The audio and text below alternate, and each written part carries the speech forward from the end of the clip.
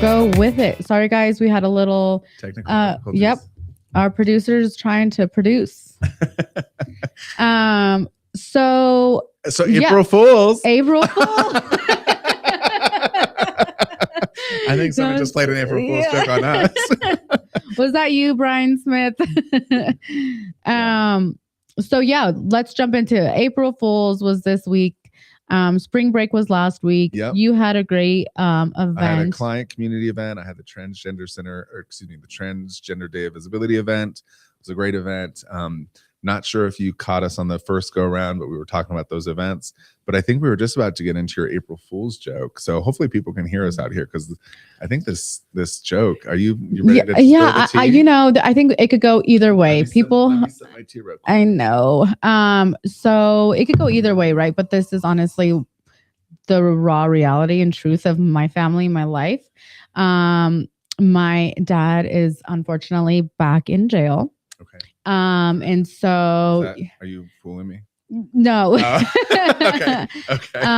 And he was originally, he thought he was going to get a plea deal of like 10 years, and which is a very long time. And then his attorney said that he's taken it to trial, which was like not true. So kind of like panicked. We haven't been able to get a hold of his attorney, but he finally got a hold of his attorney. So he called me yesterday and he was like, "Hey daughter, like my plea deal's 20 years.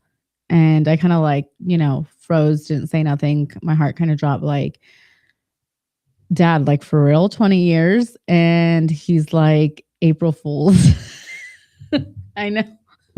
And so I feel like if it's not a joke, but if he could like joke about it, then I ran with it.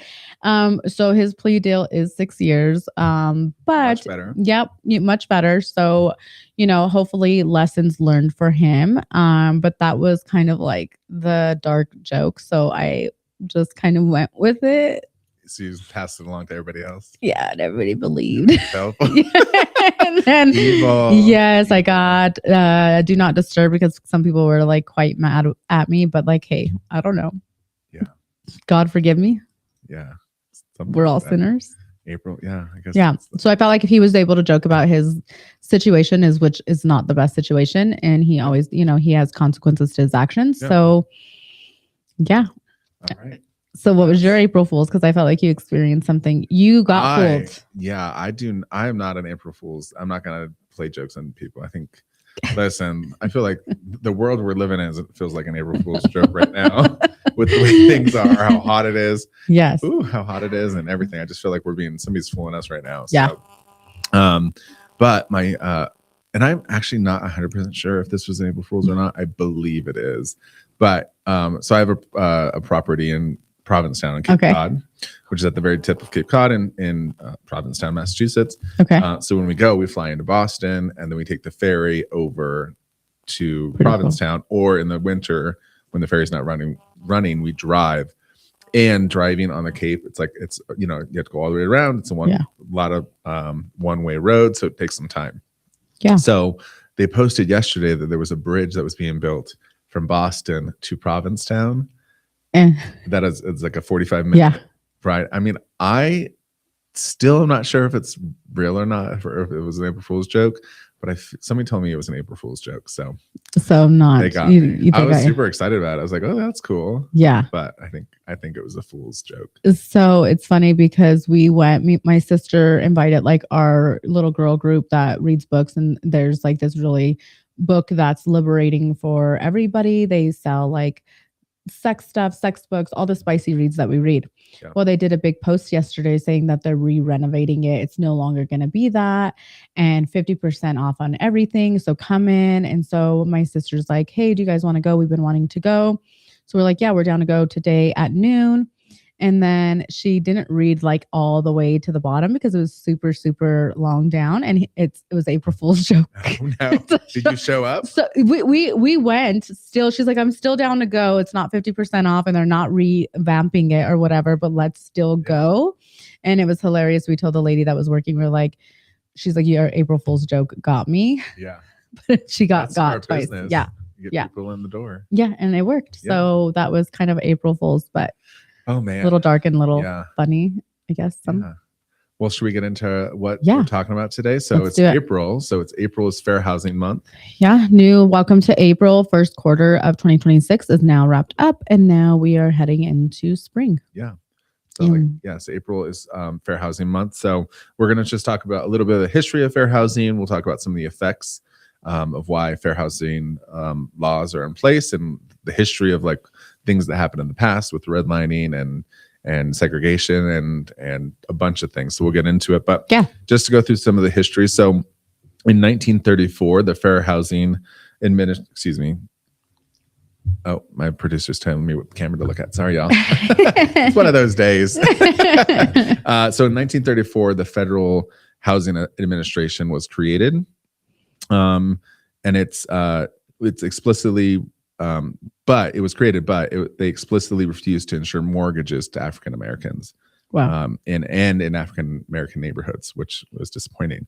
And that policy is known as redlining. And I know you're going to talk a little bit about that here in a second. Some other fair housing history facts. So 1944, the GI Bills helped millions of World War II veterans buy homes. Okay. But Black veterans were not able to use it. They were systematically denied these benefits by local banks and VA officials, which is really unfortunate. Yeah. So they went out and they served our country, but they came back and they still were treated as second-class citizens, which is unacceptable. Yep. So, which we're trying to hopefully move forward to like change that, right? Yeah, exactly. So in 1968, the Federal Fair Housing Act was passed, was signed into law, and it was finally prohibiting discrimination concerning sales, rental, and financing for housing. Okay. Fun fact about Colorado, 9 years before the Fair Housing Act, the Federal Fair Housing Act, Colorado led the charge. It was the first state in the nation to have fair housing laws to protect or to prevent discrimination. Yeah. And that was in 1959. So that's really cool. Yeah, we're kind of ahead of the game, I feel like, Colorado. So I'm super blessed to be a part of this beautiful state we have. Yeah, we're lucky to be here. Yeah. Yeah. Okay. So couple neighborhoods that are in Denver specifically that were where a lot of Black residents live was 5 Points, which is known as Harlem of the West. Is that what it is now? Yeah. Did you know 5 Points was known as Harlem of the West? No. Yeah. Did not know that. Yeah. So also in Park Hill, there was what they call block busting. Okay. So as families moved into Park Hill in the 1950s and 60s, real estate agents used block busting to scare white people, or the white flight. We heard of white flight where white people moved to the suburbs. So real estate agents used the fear to try to sell more houses and scare people out of Park Hill, which is unfortunate. But that's why the city looks and feels like the way it does because of that history.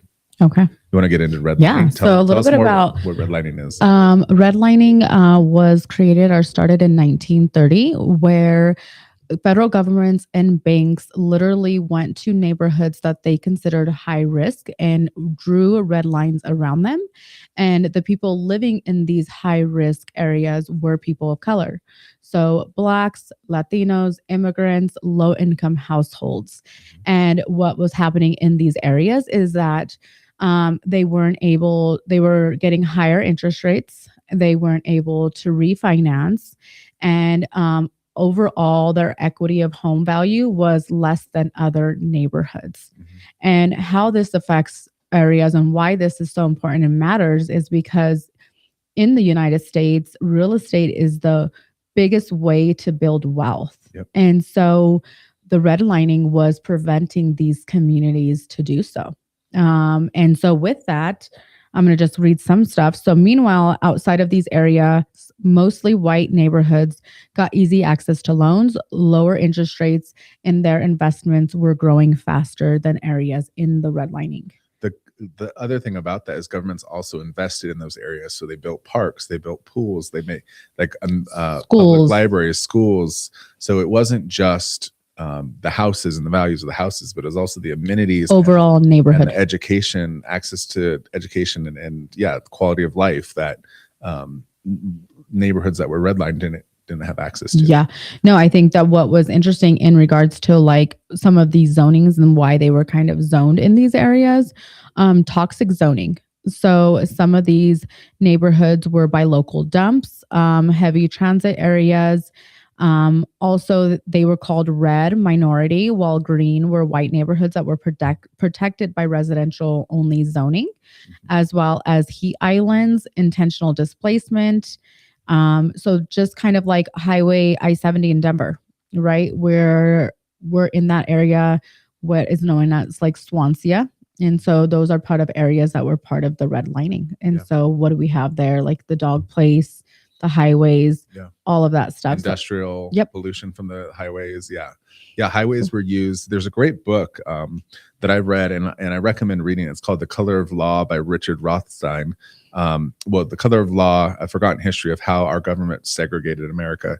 So these were laws and policies that were put in place to segregate us, to keep people down, and to help give other people a foot up. Which it's a great book. It's a heavy read. It's really sad to learn about these things, but it's very important to make sure that we don't repeat that, and that we make sure that we are changing it for the better. Right. And we've come a long way, but we got a long way to go. And I think, for us sitting here and while we're here is one, to educate our community, which we're trying to do.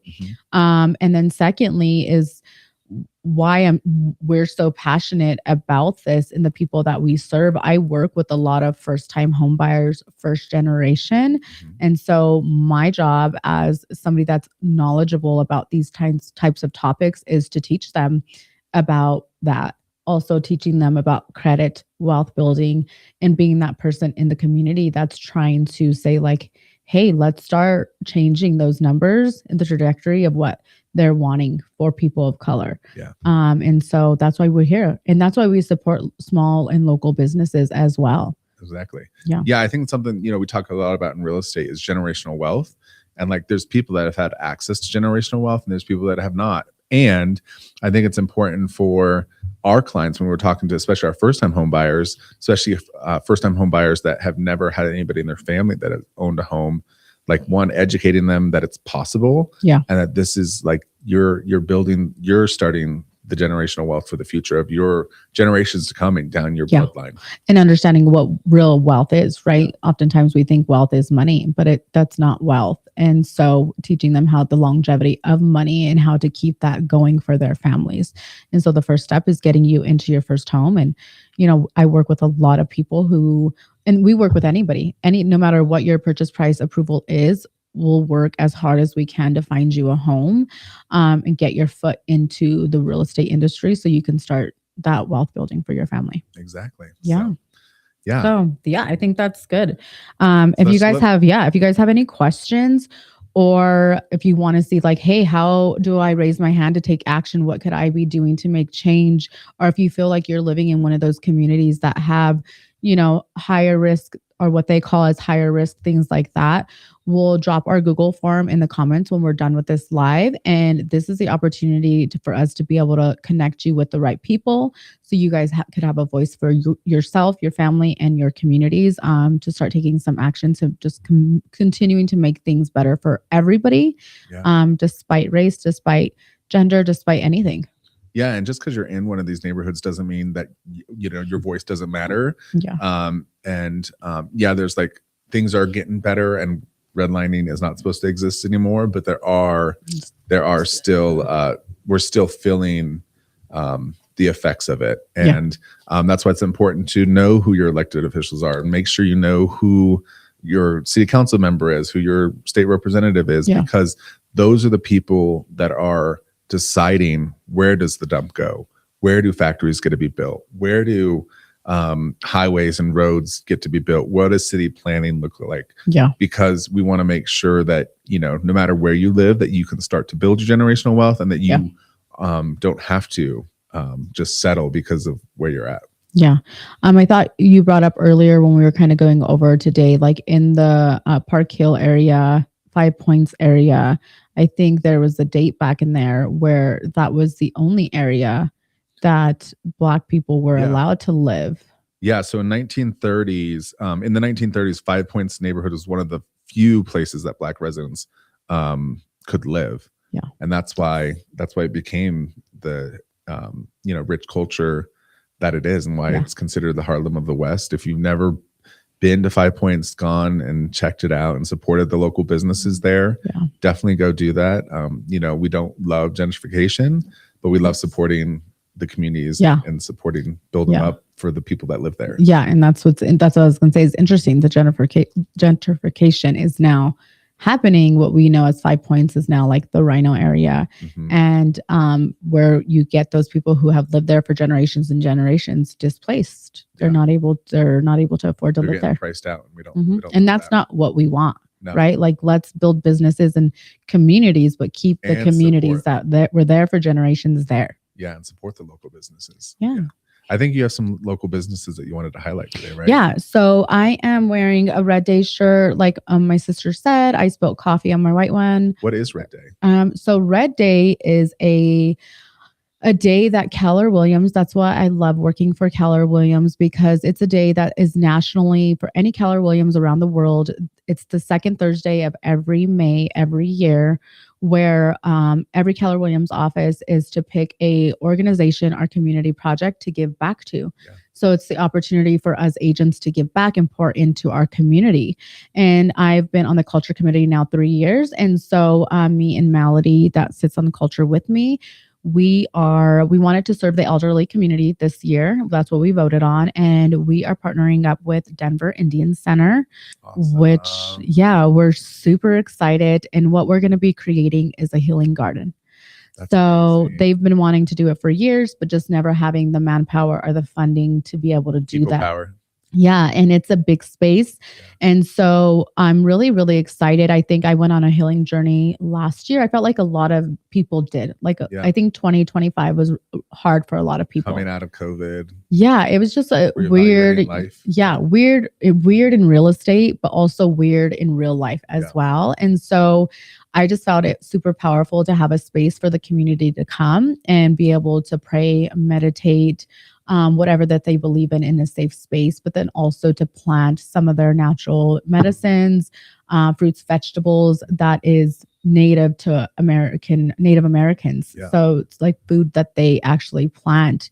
And so we're going to be creating this garden space for them, and also for the elderly to have something to take care of and, have ownership over, and then for people to come and get food and it just grow and grow over the years. Yeah. Yeah, that's awesome. So, how can people support? Yeah. So that's what I was going to shout out. So I just wanted to shout out some small businesses here, because I did a post the other day on Facebook, and they were the first to kind of raise their hands and said, we're going to help do this. Carlos Ferguson with C&D Concrete. He is my uncle, awesome. And he's going to be pouring a concrete pad for us for free, for us to add a picnic table for people to go have lunch there, things like that. Oh, that's so awesome. He's doing that. Ruben Balderrama with Renovate in Landscape Services. He's a landscaper, so he's a small business owner. He does handyman work. He does remodels, renovations, landscaping. And he raised his hand and was like, hey, what can I do to help? So he's going to go out there with me, figuring out a design plan, how we do some watering systems, things like that, all donated of his time and things like that. What? Yes. Come on, community. Jeremiah Trujillo, and he is with True Caller. He is a junk removal company. And he said, hey, I'll drop off a roll-off for the day. You guys could put anything in there besides like concrete or heavy things like that, but he is giving that to us for free. That's amazing. Okay, say those 3 companies again, and we'll also put them in the chat so you can yes. So if you're looking for somebody to do concrete, many years of experience, C&D Concrete. If you're needing any home renovations, landscaping, Renovate in Landscape Services, LLC. And he does have a Facebook page. They both do. And then Jeremiah Trujillo with the True Caller. And they are a junk removal company. So if you're needing any of those services, let's support them. True Caller, like call me up? Caller or color? Caller. Caller. Okay, so call me up. True Caller. Yep. Awesome. And thank you to those companies. Go support them. We love businesses that support the community, and we want to give back to them. Yeah. So. And so if if you're experienced with landscaping, you have any materials, or you want to just simply donate, we will post the link to Denver Indian Center, and you can donate directly to them for this cause. Are they a nonprofit? It's a nonprofit. Okay, we don't give tax advice, but tax potentially. Yeah, potentially. You'll get a letter from them saying you donated. Yeah, and that's something to have. Your CPA. Yes. If you, we will post that link. And if you could comment garden in that payment, that's how we'll know that the money goes for them. For the garden project. Yep. That's awesome. So I'm super excited. Yes. Oh, that's so exciting. I'm excited to get out there and get dirty. Yeah, we're going to be sweating, and painting, laying pavers, building, creating planters. A healing garden. Yeah. I love it. I love that. Yeah. So I'm a big hippie at heart. So I love plants, and I love the earth, and I'm all about healing. Me too. I just don't have the time. My plants die. Yeah. So, okay. So, just to fill you in on what else we got going on this month. So, we are going to have some special guests on the live show this month. Again, going with the theme of fair housing. So there's 4 affinity groups that are real estate focused that support different minority communities. So next Thursday, April 9th, we're going to have Luis from the National Association of Hispanic Real Estate Professionals. So that's next Thursday. So tune in for that. April 16th, we're going to have Ashton who is the president of the Denver chapter for the National Association of Real Estate Brokers. Interesting fact about, well, I'll let him get into that. But one thing I just want to save the date for. So the National Association of Real Estate Brokers is hosting a home ownership and wealth building summit on Saturday, April 18th from 11 to 3 p.m. We will put this information in the comments, but there's their flyer there. Ashton will talk more about it on the 16th, but just wanted to call that out so people can mark their calendars. It's a great summit that will help you learn about paths to home ownership. And then on Thursday, April 23rd, we have Nicole, who is the Colorado president for the LGBTQ plus Real Estate Alliance. And then we're still working on our guests for April 30th. So stay tuned for that. Yes. So that's super excited for our lineup this month. I think it's going to be great. We're going to be talking to those groups and what they're doing to support fair housing and create homeownership for everybody. I love it. I'm super excited to have our first guest. And hopefully we have everything locked in here because they're going to come and be like, I don't want to come back. I know. You all got to get it together. Yeah. That's what we'll be talking about for the rest of this month. And as always, please fill out our Google form if you have any questions about anything that we're talking about. If you would like to be a guest speaker, or if there's any topics that you would like us to talk about, we would love the feedback from the community because we want to make sure that what we're doing here is things that you guys want to learn and hear about. Yeah, and to serve the community. So if you're a local business, like we called out some today, if you're a local business that wants to support Red Day, that'd be great. Yeah. Or if you're just a local business that you would love for us to call out and for us to support. We love supporting local. Yeah. I think when we support local, that's what helps keep money in the communities and helps heal from the